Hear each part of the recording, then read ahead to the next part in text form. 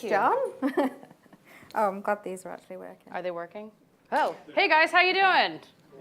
All right, so we're happy to pinch hit really quickly to help another cybersecurity professional stuck in the air. But at least it wasn't on a Boeing Max 737. I think you could say cheers. Sorry, did I say that out loud? It's going to be one of those presentations. Buckle up. Okay, so we're here to talk about the new organization that Eliza and I have founded. I'm Kathryn Goldman. I'm the Director of Development, so I'll be calling all of you afterwards for sponsorship and money. Hey. And this is our founder, Eliza May Austin. Hi. So we're going to give you a couple interesting tidbits, but first I have a quick poll. How many of you, and I don't mean to be ageist, but it's just, trust me, this will be fun. How many of you started your career before 1980? Okay, keep your hands up. How many in the 80s? Okay, wow. Keep your hands up. And in the 90s? All right, and how many, no, keep your hands up. So if you've already raised your hand, keep it up, okay. And how many of you in the noughties?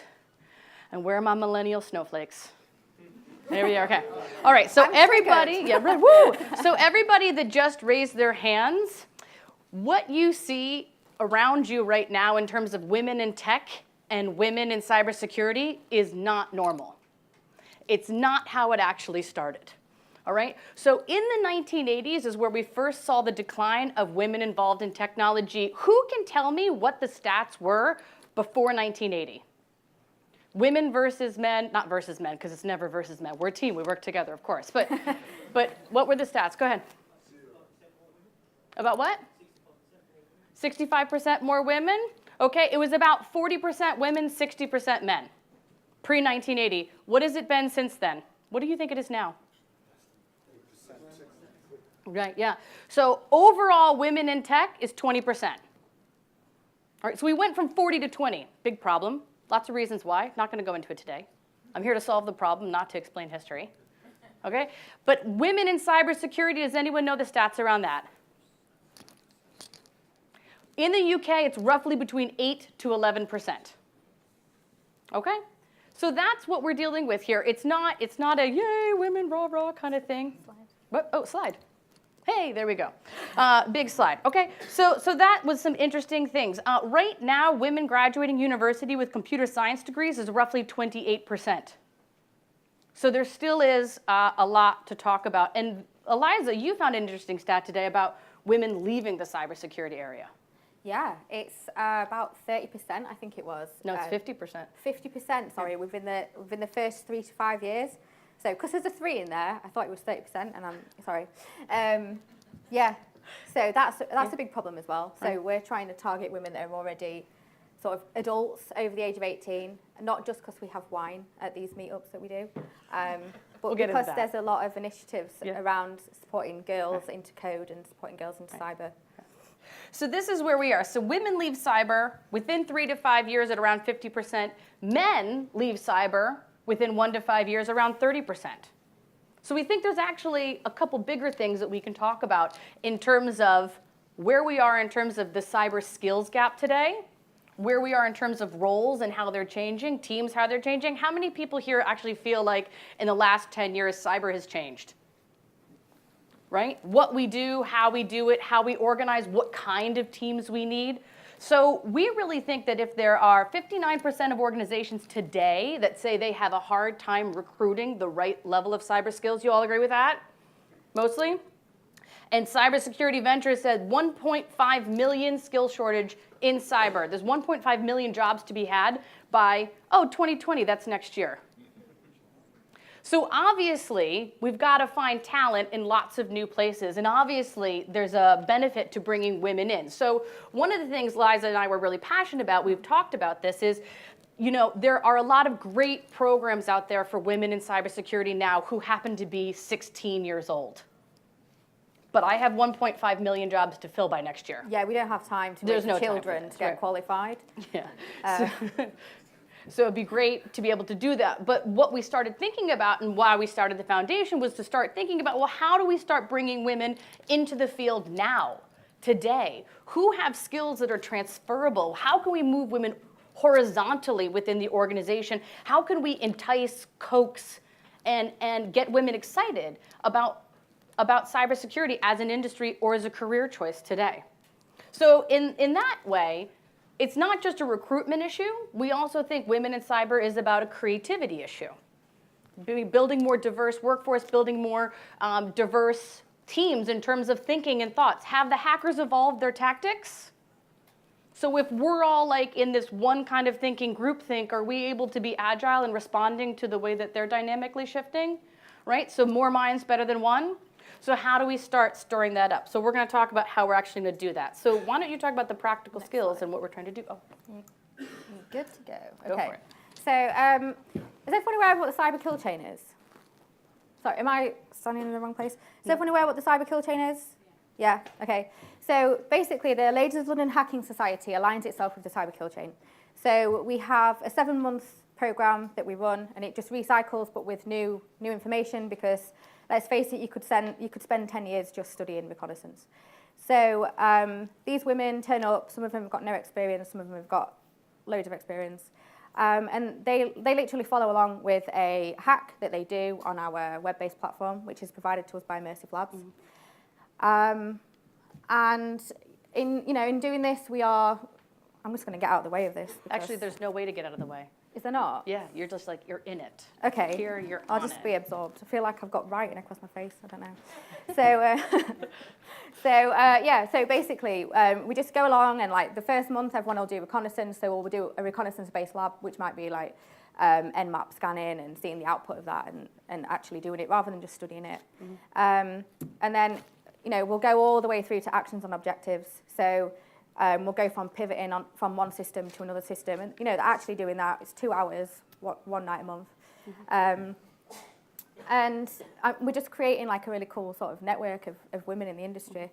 What was the next slide, Kate? So I think that what we're trying to focus on here is the fact that if we need to pull women into cybersecurity today to fit the skills gap that exists now and the need for diversity of thinking, then what we have to focus on is practical skills. Yeah. And so one of the things, and that's why we focus on the cyber kill chain, it's about getting fingers on keyboards. It's about practical experience. Part of that is also to kind of address the fact that many women, when they apply for jobs in cybersecurity, don't realize the JD is kind of a wish list. Yeah, they don't. And they look at it and they go, I don't have half of those things. But what if they had the interest? What if they had the right attitude? What if they had the right, curiosity and passion and drive? Wouldn't you want them on your team? Because I'd rather hire for passion and curiosity than someone who has every certification in the book. You know what I'm saying? So that's the question, is how we actually do that. So that's why we're focusing on monthly meetups where we build a community. We're focused on being able to actually help women through the technical skills, which may seem intimidating at first, right? Because cybersecurity is not terribly intimidating to newcomers, is it? Right, even technical newcomers, it's like, oh my goodness, you guys, you're so complicated, okay? So this is how we're trying to help develop talent. So the meetings are free. Anyone can show up with a laptop. We've grown organically. We'll talk about how we're doing that in a second. But this is open to all. So we're not making it some sort of highly specialized, hacker group that only people in hoodies can come to. Sorry, people hoodies, I love hoodies too, but you know what I mean. Right? We're trying to actually make this really welcoming and a really great place to build a community, to build a network, and to get the skills that women need to feel confident to come into these roles. Do we have anything else there? You can also look there. Oh, I'm like breaking my neck and it's just there. Never mind. Yeah. So, okay, there's an error in this. If anyone can spot it, they get like a drink over the road after. No, okay. Where's the typo in this? It's technically my fault. Yeah, 7 stages in the cyber kill chain, not 6. Sorry. Blame her. It's her fault. We've kind of just grown out of nowhere. So I randomly just created this little group, and we ended up getting nearly 500 members now, I think. Mm-hmm. And we've not even advertised it. So it definitely shows that there's a thirst for technical knowledge from women. And a lot of the frustrations that we've seen from each person that's turned up, they've been quite frustrated with these female-oriented cyber events and tech events that they've gone to. They've turned up like really raring to go with their laptop in their bag, and they've got there and it's all been, oh, let's talk about soft skills. And they're like, oh, fuck, again? Like, do you know what I mean? Like every single time. So we're saying, there's a need for soft skills, that's great, but stop just making that the one thing that's available to women, because it's not. And, as Kate said, as she started with, we had so many women working in this industry years and years and years ago, but for some reason, the way that the modern times is sort of developing, it's also pushing women out, or women are feeling that they can't contribute. So we're trying to support women across a very diverse range. So obviously most of what we're focusing on is having all of the meetups and as many technical resources and as much of our outreach and inspiration as possible be free to all. And then we're also starting to develop a membership and sponsorship strategy where organizations can come in and sponsor us, but also women who want to participate more fully in the group can. And again, it's still early days, right? We're 6 months old with 500 members. This is just 8 months old. 8 months old, sorry. 8 Yeah. months old. I feel like we should have a birthday party or something. 8 months old. And I think that that's the whole thing, is where we're trying to actually say, how do we start developing this as an inspirational program to get more women involved and to get also men who want to support this initiative on board as well. So I think there's a couple things about how you can help. I mean, we are always looking for sponsorship. So this is brand new. This is not our day job. No, certainly not. We don't get paid for this. Like Kate, for example, is the CEO of her own startup, her own tech startup. What is it, like 5% of tech startups are actually women? It's actually 5% of startups. So she is actually rocking horse shit. So, sorry, in the South, it's not rocking horse shit, is it? It's unicorn glitter or whatever. Anyway, so yeah, that's Kate. I work as an incident responder in finance. Can't say which company I work at, but you can Google me and find out. It's not hard. And then, we've got a couple of other people. We've got Linda Barber as well at the back there in the blue top, wave your hand. And then we've got Stephen Ridgway, who wasn't able to come today. So yeah, we all have our own things going on. This is just something we do because we're genuinely passionate about cyber. And we're also really passionate about, advancing women in the industry. It's within our best interest. We're both women in cyber, so, we're going to do that. Right. We'd really like you guys to sort of jump on board and help us and sort of come and talk to us afterwards. Yep. We've got an unofficial after party in the bar over the road. What's it called? The Trinity. The Trinity. Like, it's not actually official. Like, it's really unofficial. We're just going to sit and have some drinks. And you should just come and talk to us. Yep. So I think that's the first thing, is if you have diversity or inclusion programs running already at your organization and we could get an introduction, we would love you forever and you would be our best friends. If you're interested in supporting us in any other way, right, or if your organization has never done this before, that would be great. Again, we're happy to start small, but we do need some cash, obviously, to get off the ground, because I can only pay for our hosting service for so long. Okay, but also you can also offer space. So if you have some space, we usually get between 60 and 100 women at our monthly meetups. Some of our more specialized programs that talk about recruitment, or we've got one coming up on industrial control systems, right? 3 hours just dedicated to giving women an idea of what this is all about.